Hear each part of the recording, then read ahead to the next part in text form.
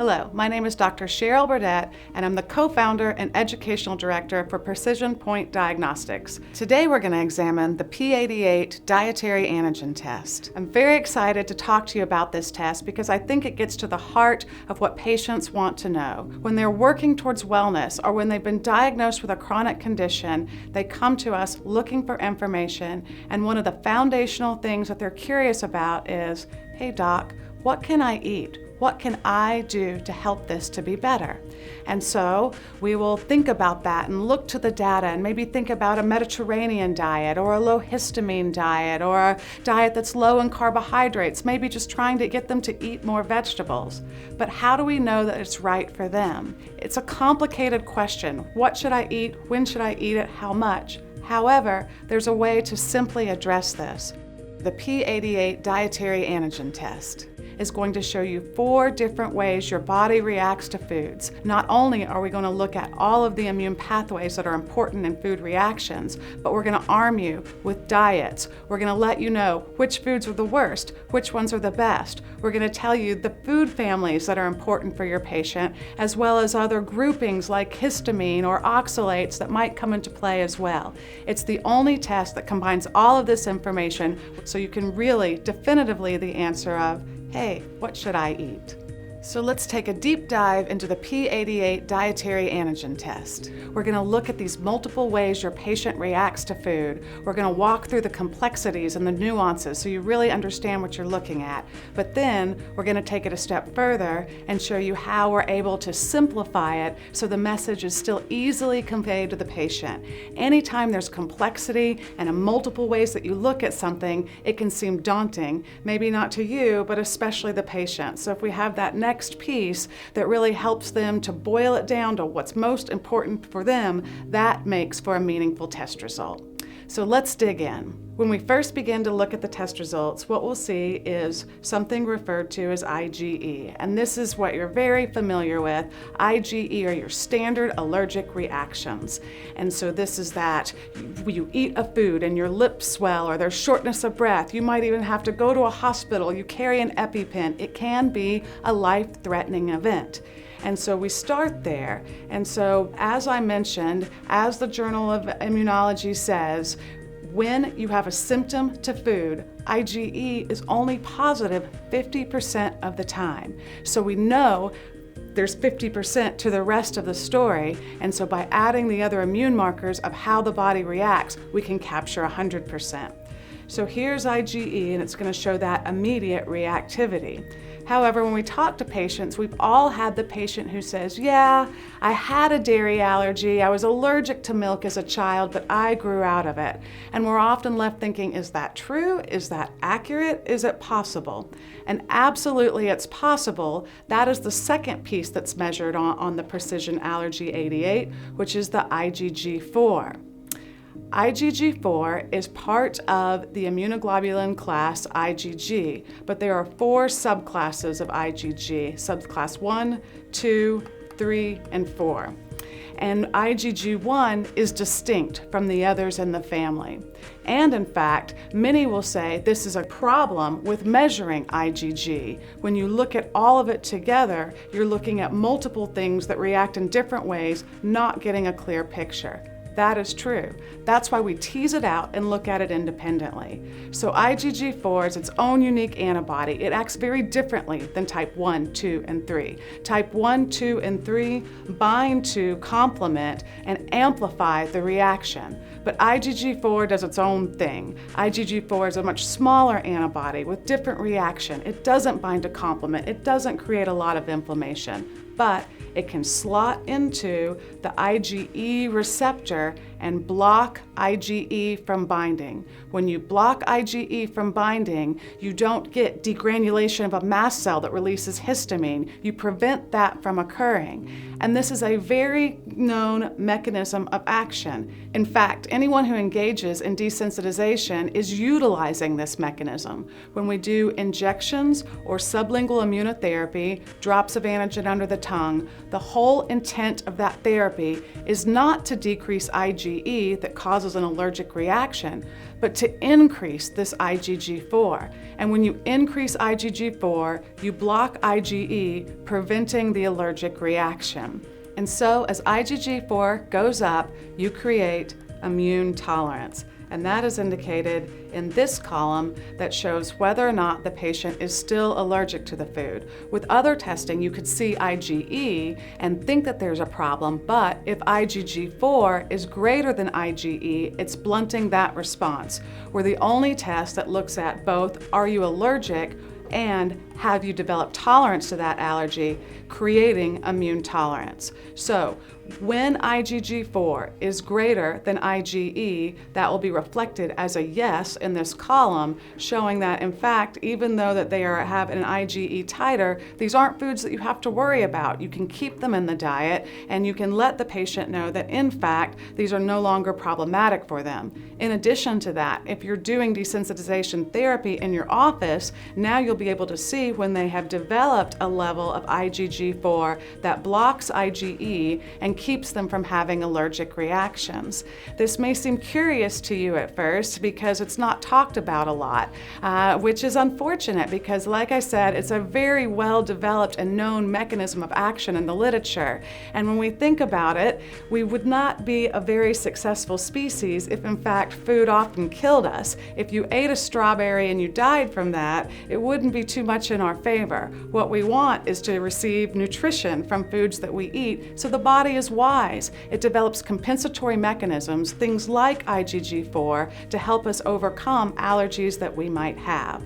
So we look at allergies, we look at whether or not you become desensitized to those allergies, that's IgG4, indicated by a level of immune tolerance, and then we look at sensitivities. Sensitivities are driven by IgG 1, 2, and 3, and IgG 1 and 3 are most predominant. Again, these are different than IgG subtype 4. They do bind to complement, they do create inflammation, however, not an immediate reaction. IgG sensitivities create a reaction in the body 3 to 72 hours after exposure. And so this can be very difficult to figure out just from a history alone. It can lead to a lot of patient confusion. They're having a terrible headache that day and they say, well, what did I have for breakfast this morning? And it's actually what they had for breakfast 2 or 3 days ago. And so you can see how it becomes difficult to tease out without testing that leads the patient in the right direction. So we measure IgG, but again, we know that it too does not work in isolation. IgG also works in hand with complement. Complement modulates its function, and when complement binds to IgG, it creates a reaction 1,000 to 10,000-fold greater than just that IgG alone. Many tests out there look at only IgG, this singular reaction. And when practitioners have utilized this style of testing, they're left saying, I don't know, it doesn't seem to mirror exactly what's going on in the patient. They'll have moderate levels of reactions on paper, but then they'll tell you, well, this is the one that I react the most to. This is the one that always triggers my headache, yet this other IgG titer that's high, I don't really have as much difficulty with that. So how can we understand that? Well, if IgG is present with complement, when they bind together, there's an amplification of that reaction. So if you're not measuring complement, you're missing a large part of that story. Now, when complement is only positive and IgG is not positive, it doesn't have nearly as much function in the body. So if you're looking at reactions in this column, if you're looking at reactions in terms of complement, you're not as worried about those unless IgG is also positive. The two together is really when it's most problematic. Let's say that you see a lot of complement reactions that are positive, but not a lot of IgG. You might not take those foods out, but we can think, okay, what calms down complement? What calms down this part of the immune system? And a couple of things that are known to downregulate that branch of the immune system are curcuminoids that are found in things like turmeric or omega-3 fatty acids. So it alerts you to the fact that there's some low-level inflammation occurring, that there's a part of the immune system that's overly reactive, and it guides us clinically in terms of next steps. So when we look at IgE, IgE, an allergic reaction, IgG4 that can blunt that allergic reaction, IgG, sensitivities, and complement, we get a much more detailed picture of exactly which things are going to be most symptomatic for your patient. So now we've walked through 4 independent ways that the body can react to foods, and with that comes complexity. And with complexity, there can be confusion, especially for your patient who's saying, wait, but this column says I'm reactive and this column says I'm not reactive. How do I reconcile those things? But also with complexity comes better understanding. An equivalent would be to say, well, we would never want to move beyond just looking at cholesterol because that's simple. Whereas now we look at cholesterol, HDL, LDL, triglycerides. Of course, there's complexity to that, but it helps us to understand the patient better. The same is true here. Unless we're looking at multiple ways the patient reacts to foods, we can't understand the entire picture. However, that can be difficult in a patient setting, and it ultimately has no meaning if we can't communicate effectively what it all means. So after that, you'll turn to the 3rd page of the test, and what you'll see are diets. This breaks it down in a very simple way for the patient, and the first one is called the less restrictive diet. So what we do is we take and we make a list of the foods that your patient was high to, the ones that were either high in terms of allergies that were not blocked or sensitivities. Then we have them rotate the moderate sensitivities that also have complement present. Why? Because those are the ones that are more inflammatory. And then they leave in the foods that have no reaction to them. So the patient has a simple piece of paper that says, eat this, don't eat this. A little piece of advice when you're sharing this with a patient, don't start with the column that says, these are the things you cannot eat. We get caught up in that and overly focused on it. So instead, fold the piece of paper in half and show them, here are all the foods that you can eat. Are there things on this list that you like, that you eat often? Get that buy-in. And then as they say yes to that, it's not quite the same news when they see the column of the things they can't eat. Then, as soon as anyone sees a list of foods they can't eat, the next question is, but when can I have them again? And for some foods, rarely, the answer is going to be, well, we'd like that to be never to almost never. Foods that fall into that category are often wheat or gluten-containing foods or casein, dairy with casein in it. Those are the things that tend to be the most reactive in the body. Outside of that, encourage your patient. Let them know that the reason for food elimination is not to make their diet smaller, but ultimately to be able to open up their diet in a more robust way, but without having reactions. So then the question is, well, how long will I need to remove these foods from my diet? And of course that varies from patient to patient, but some general guidelines are for someone who is less symptomatic, maybe moderate level of fatigue, but not very aggressive, not a chronic condition that's progressing rapidly, we're going to guide them that probably 3 to 6 months is the amount of time to take these foods out.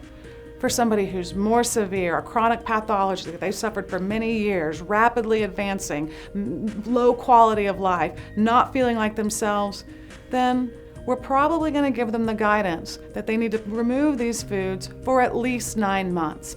And I know that that sounds like a long period of time, but we're removing these foods so that we can retrain the immune system. And when you eliminate them for 9 months, that gives that window for the immune system to quit being reactive to things it shouldn't, for the gut lining to heal, for the immune system to calm back down again. When we compare that to desensitization therapies, injections, or drops under the tongue, we know that a patient will often do that for 2 to 3 years. So retraining your immune system is not something that is immediate or overnight. However, let the patient know that they will start to feel better much more quickly than that. For some people, a few days, others a matter of weeks, but in a more short period of time, they're going to begin to reap the benefits. They're going to hold on to that diet for a longer period of time so they can fully retrain their immune system and then reintroduce these foods, keep them in a diet and still have high quality of life. The idea is not that we're taking things away forever, but we're taking them away so the immune system can calm down, so they can be reintroduced and an increase in normalcy gained around foods that we eat. The next diet is the more restrictive diet, and as you can guess from the name, more foods are taken out. Here, instead of eliminating just the high levels of reactivity, we take out both the moderates and the high. Now, how would you choose between these diets? There's a couple of ways. First, you might be more clinically. If somebody has a greater pathology, if they're feeling more sick, if they have been battling something for years and years, this is going to be a time when we jump in with a more restrictive diet to shut down inflammation as drastically and as quickly as possible. However, even in those people that have a very chronic condition, we will run into patients who have never made dietary changes before, who have consistently gone through the fast food or just eating crackers out of a box and have never really approached a vegetable or a pot or a pan that you might put that in.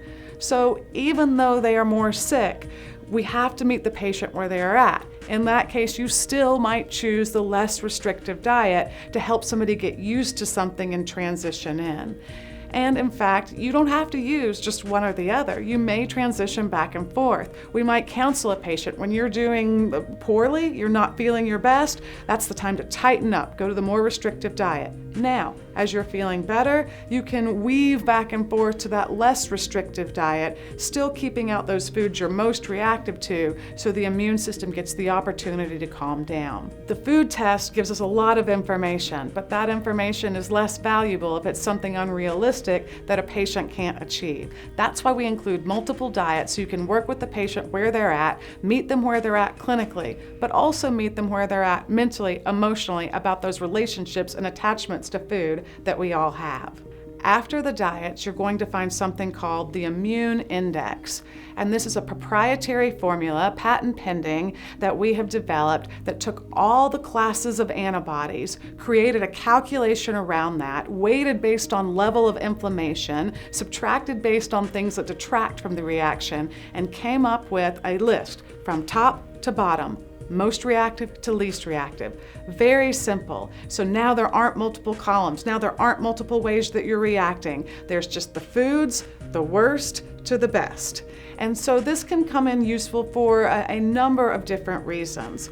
Let's say your patient is highly compromised and you get the test back and it turns out that they are reactive to majority of foods on there. This doesn't occur often, but there are a handful of times where you will see this. And you're left saying, these foods create inflammation, but I need you to have something in your diet. Ultimately, it's not healthy to eat nothing. So we might turn to this page, the Immune Index, and say, you know what? I want you to just focus on the top 10. Let's be conscientious about those, and this way we can still make sure you're getting the nutrition in the diet you need.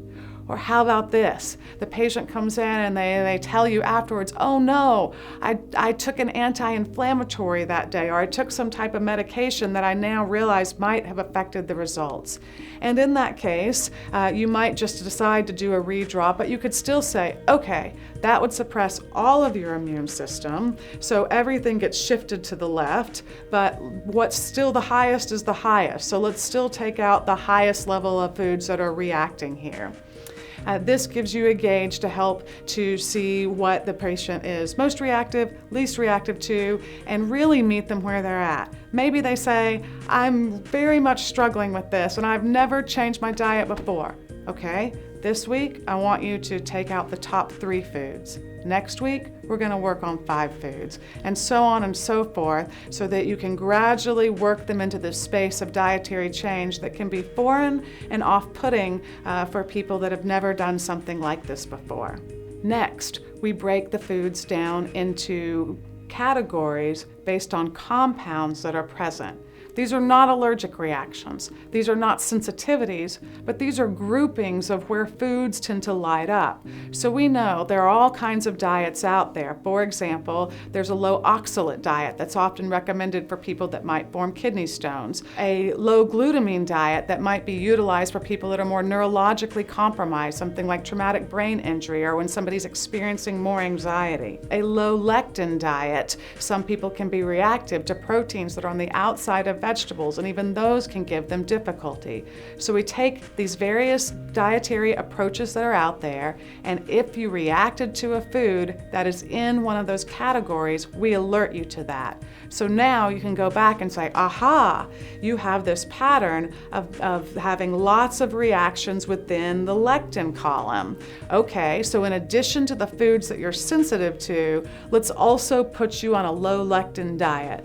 Aha, you're having lots of reactions to these foods that are high in histamine. So let's remove the foods that you react to, but let's also put you on a low histamine diet. It's one more way to see patterns that are occurring to help to alert you to other things that might be going on that are creating disruptions because of foods, but aren't strictly allergies or sensitivities. Then we continue to drill down and look at not only those allergic reactions, but what families were those foods in. And so we'll show you the families that you're most reactive to. Were you most reactive to the grain family? Were you most reactive to the fungus family? Now, in fairness, there are things on here like the vegetable family, and I will confess I've probably never let a patient get away with being on a low vegetable diet. However, some of this can be quite useful. So let's say they had a lot of reactivity to wheat and barley and rye, and you remove those things and they feel better, but not 100%. You might then look to this page and say, okay, the family where you're most reactive is the grain family, so now we're also going to remove the diet from multiple grains to see if we continue to get improvement. The other one that I find very clinically useful is the fungus family. And so this is a calculation done around foods that are in the fungus family, such as mushrooms, but also candida. For me, my approach is first to remove the things that the person is reactive to. Then evaluate the clinical response. If it's not where I would expect it to be, then to look at these families and make further removal. That's particularly useful for a yeast diet or a mold diet, because if you start off trying to remove everything that's moldy, that can be quite exhaustive to the patient and maybe not even necessary. When you are working with these food families and looking for direction, please refer to our physician guide. In there we detail what would a candida diet look like, what would a mold diet look like, what would a low histamine diet look like. We also detail food families and cross-reactivity. So for example, you could see that a patient has a sensitivity to clam, and then they tell you, "Ugh, I hate clams, I never eat that. Why would this come back positive?" Well, it turns out there's cross-reactivity between clam and the environmental allergy cockroach. So we give you a list of not only food families and cross-reactivity, but also cross-reactivity between foods and things in the environment. Bananas and the latex family. So someone who's sensitive to bananas might have a problem with latex. If somebody comes back with a sensitivity or an allergy to beef and they tell you, "I'm vegetarian, I don't know how I could have a reaction," well, there's a cross-reactivity with tick bites. And so by looking at some of these cross-reactivities, we're able to learn even more than just what this food alone is telling us. Another nuance of the test is some of the things measured aren't directly foods. Candida is certainly not a food. It's a yeast, and we would not imagine a patient sitting down to a plate of candida. So why is it here? The reason it's here is because it will amplify food reactions, particularly sensitivities. If your immune system is reacting to candida, the likelihood is that you have candida. And this yeast will chew up the local immune lining in our gut, secretory IgA. And as it chews up that secretory IgA, as that first line defense is worn down, the rest of the immune system becomes more reactive. Think of it as soldiers fighting. If your front line is failing, then your back line says, I better be more reactive, I better man open up and be more aggressive. So if there's candida, it will lower secretory IgA, your first line defense, and your titers to foods, your IgE titer, your IgG titer will go up higher and will continue to stay up even with the removal of food. So we feel it's important to include this because we don't want your patient in that situation of removing foods, retesting, seeing the titers still elevated, and becoming upset with that and frustrated. They've done the right things, but they're not seeing the outcome they would expect.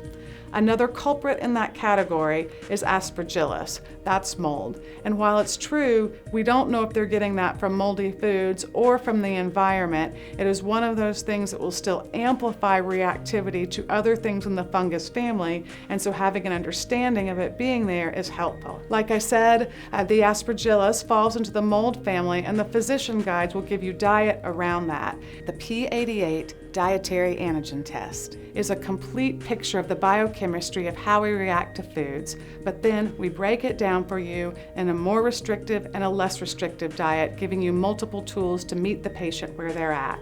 We further hone in with the immune index, listing worst foods to best foods, so you can draw a bright line and eliminate exactly what fits the patient. We look at those groupings, those food categories, and food families. With all of these lenses, we can put together the best picture. We can put together the optimal diet that meets that patient where they're at.